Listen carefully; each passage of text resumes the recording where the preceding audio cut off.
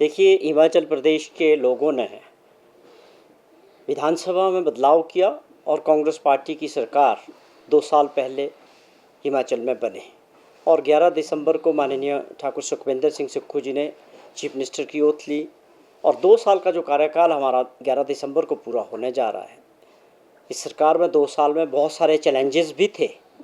उन चैलेंजेस के बावजूद, चाहे आप आर्थिक चैलेंजेस की बात करें, अर्थव्यवस्था की बात करें या प्राकृतिक आपदा की चैलेंज था सामने, वो भी एक दूसरा बड़ा चैलेंज था। उसके बाद तीसरा बड़ा चैलेंज था जिस प्रकार से एक राजनीतिक आपदा हिमाचल प्रदेश पे आई, एक लोगों द्वारा चुनी गई सरकार को गिराने का प्रयास भाजपा द्वारा किया गया, वो फेल हुआ हिमाचल प्रदेश के लोगों के आशीर्वाद से। तो ये इस तरह की चुनौतियों के बाद 2 वर्ष का जो कार्यकाल हमारी सरकार का रहा, बहुत उपलब्धियों वाला रहा।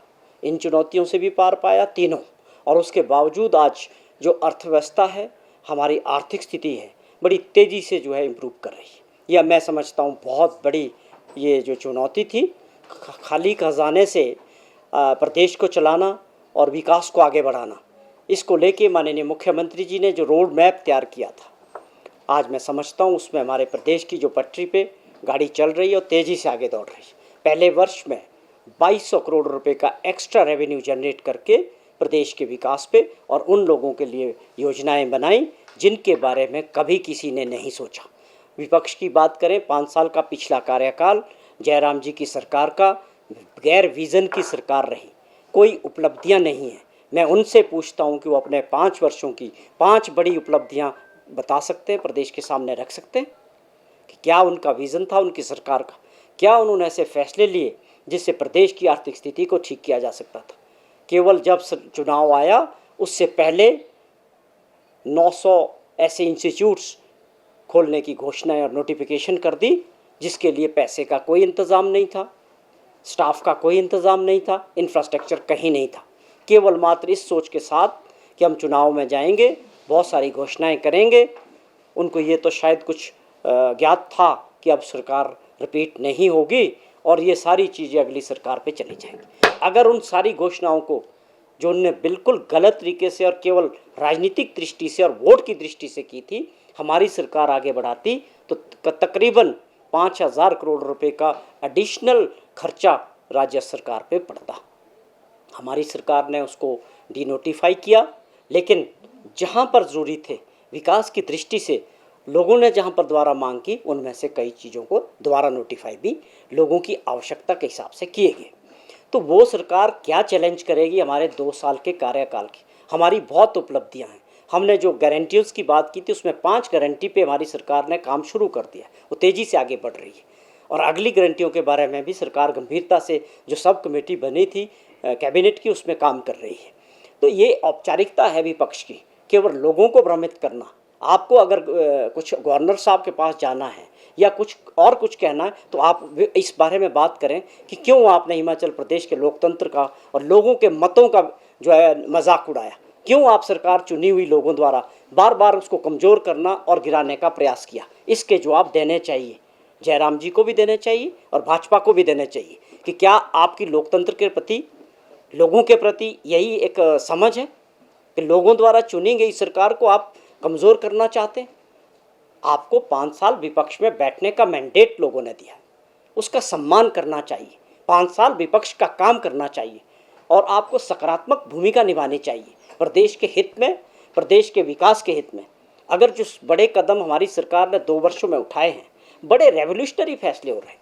आप समझें ग्रीन हिमाचल की बात कर रहे हैं, आप समझें सोलर एनर्जी की तरफ जाने की बात हो रही है और बहुत सारे ऐसे फैसले हो रहे हैं जिससे प्रदेश अगले 3-4 सालों में बहुत तेज़ी से आगे बढ़ेगा और प्रदेश जो भारत सरकार पर निर्भर करता है, उस मैं समझता हूँ उस परिस्थितियों से भी आगे बढ़ेंगे। ये जो सोच है, प्रदेश को आर्थिक स्थिति से मजबूत करना, विकास की दृष्टि से मजबूत करना, बड़े फैसले लेना जो कई वर्षों से नहीं हो रहे थे, ये हमारी सरकार और माननीय मुख्यमंत्री करने जा रहे हैं।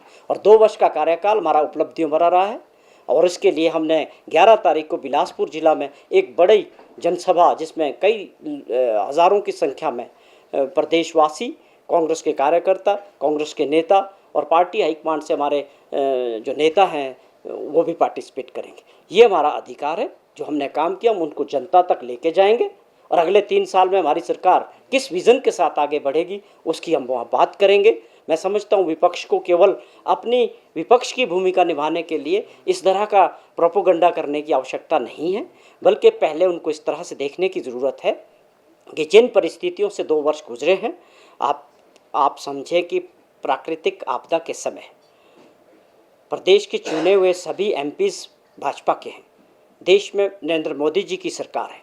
हम उनसे पूछते हैं कि आप लोगों का क्या सहयोग रहा, आप लोगों ने किस तरह से आपदा के समय सभी चुने हुए विपक्ष के जो एमपीज़ हैं या विपक्ष के नेताओं का आप अपना रोल भी तय करें, प्रदेश की जनता को बताएं कि किस तरह से आपने जो है प्रदेश की आपदा के समय मदद करने का प्रयास किया। ये बातें, मुद्दे पब्लिक में होने चाहिए। आपको अपनी जिम्मेवारी से नहीं छूट सकते। विपक्ष में होने का मतलब ये नहीं है कि जो सत्ता पक्ष में लोग बैठे हैं उनका क्रिटिसिज्म करो और अपनी जिम्मेवारी से ख़त्म हो जाओ। ये सवाल है, जनता पूछेगी आपसे कि आप लोगों ने क्या मदद की प्रदेश के लोगों की, क्या प्रदेश के लिए कब आप प्रधानमंत्री जी से मिले, कब आप लोगों ने पार्लियामेंट में मुद्दे उठाए प्रदेश के, कौन सी ऐसी बातें हैं जो आपने प्रदेश हित में की है। ये हमारे सवाल जयराम जी से और विपक्ष के लोगों से हैं, जो केवल एक ड्रामा करके एक पूरा तय प्रोग्राम कर दिया कि हमने जो है मीडिया में सरकार के खिलाफ बोलना है या हमने गवर्नर साहब को मेमोरेंडम देना है। ये मैं समझता हूँ हिमाचल प्रदेश की राजनीति को, और हिमाचल प्रदेश का नाम पिछले चुनाव के दौरान हरियाणा का चुनाव था या महाराष्ट्र का चुनाव था, किस तरह से इन्होंने हमारे प्रदेश के नाम को ख़राब किया। सवाल हमारे और भी आपसे बहुत है कि आपकी कौन सी उपलब्धियां थी। हिमाचल प्रदेश का नाम खराब किया, शराब माफिया के तौर पे आपके राज में हुआ। शराब माफिया खुले तौर पे काम करता था, कई लोगों ने अपनी जानें भी गंवाई। उसके बाद पेपर लीक माफिया में हिमाचल प्रदेश का नाम आया, उसका सारा क्रेडिट जयराम जी को जाता है और उनकी सरकार को जाता है। वो पुलिस भर्ती के पेपर थे, लाखों रुपए में बिके, पुलिस डिपार्टमेंट खुद उसका एग्ज़ाम कंडक्ट कर रहा था। ये बड़े सवाल है जिसके जवाब जयराम जी को देने चाहिए जनता को। उसके बाद हिमाचल सबऑर्डिनेट कमीशन में JOIT के हज़ारों बच्चों ने, लाखों बच्चों ने पेपर दिए थे, वहाँ क्या हुआ वो पूरी प्रदेश की जनता के सामने, पूरे देश के सामने। तो उसमें हमारी सरकार बनते ही इंक्वायरियाँ बैठी और वहाँ पर जो है घपले मिले, किस तरह से वहाँ पर्चे बेचे जा रहे थे, किस तरह से जो हमारे बच्चे मेहनत कर रहे थे उनका हक मारा जा रहा था। ये उपलब्धियां जयराम सरकार की थी 5 साल की। आप उस पे ज़रूर प्रदेश की जनता को बताएं कि आपके 5 साल कैसे रहे इस प्रदेश के लिए। तो जो केंद्रीय ये सवाल है, यही सवाल आप लोगों को भी, मैं आप लोगों से भी गुजारिश करता हूं कि अनुराग ठाकुर जी ने अपने फेसबुक अकाउंट पे, सोशल मीडिया अकाउंट पे ये डाला था कि किस प्रकार टूरिज़्म मिनिस्ट्री ने जो है कुछ योजनाएं राज्यों के लिए अप्रूव की है। तो हम उनसे पूछना चाहते हैं, हमने भी भेजी थी, हिमाचल सरकार ने भी भेजी थी, हमारी कोई योजना उसमें शामिल नहीं हुई और 1 रुपया भी हमारी उस योजना में नहीं मिला। तो ये बड़े सवाल है कि प्रदेश हित पहले होना चाहिए, विपक्ष और सत्ता पक्ष उसके बाद होना चाहिए। हम बार बार यही बात करते हैं कि इनको सद्बुद्धि दे, इनको ये समझना चाहिए कि आपकी सरकार है, भारत सरकार में आप मेंबर ऑफ पार्लियामेंट यहाँ से सारे भाजपा के हैं, वो प्रदेश हित की लड़ाई लड़ें, हम उनके साथ खड़े होने को तैयार हैं। लेकिन आप दुर्भाग्यपूर्ण वंश देखिए कि केवल बयानबाजी करते हैं, प्रदेश हित की कभी कोई बात नहीं करते। ये मुद्दे बड़े इंपॉर्टेंट है कि हमें उस टूरिज़्म के, एक इम्पॉर्टेंट स्टेट है हिमाचल प्रदेश, और इसके लिए हमारी अपनी रीति रहेगी, हम उसको आगे बढ़ाएंगे। सरकार ने जिस प्रकार आपने देखा कि कांगड़ा जिला को पूरा एक टूरिज़्म कैपिटल के तौर पे वहाँ बहुत सारी योजनाओं पे काम हो रहा है, वहाँ एयरपोर्ट के एक्सपेंशन पे बड़े ज़ोरों से काम हो रहा है, लैंड एक्विजिशन पे काम हो रहा है, पोंग डैम में किस तरह से टूरिज़्म को आगे बढ़ाया जा रहा है, एक बड़ा जूलॉजिकल जू को लेके सरकार काम कर रही है, और बड़ी योजनाएं हैं टूरिज़्म की दृष्टि से। हम बड़े थोड़े से समय में बहुत सारी ऐसी चीज़ों पे सरकार ने, मुख्यमंत्री जी ने जो पाइपलाइन में चली गई हैं, और मैं समझता हूँ कि प्रदेश के लोगों के आशीर्वाद से और सहयोग से ये योजनाएं जैसे जैसे आगे बढ़ेगी, प्रदेश का जो है स्थिति तेज़ी से बदलेगी। मुख्यमंत्री जी अभी दिल्ली के दौरे में थे, तो उन्होंने हमारे जो राष्ट्रीय अध्यक्ष खड़गे साहब और हमारे सीनियर लीडर, सबसे बड़े नेता राहुल गांधी जी और प्रियंका गांधी जी से भी बात की है, और भी हमारे जो प्रभारी हैं राजीव शुक्ला जी। तो ये मुझे लगता है बहुत जल्दी ये बात तय हो जाएगी, और कि कौन लोग इसमें पार्टिसिपेट कर रहे हैं अपने प्रोग्राम के हिसाब से, हमको ये जल्दी ये इंटीमेशन आ जाएगी।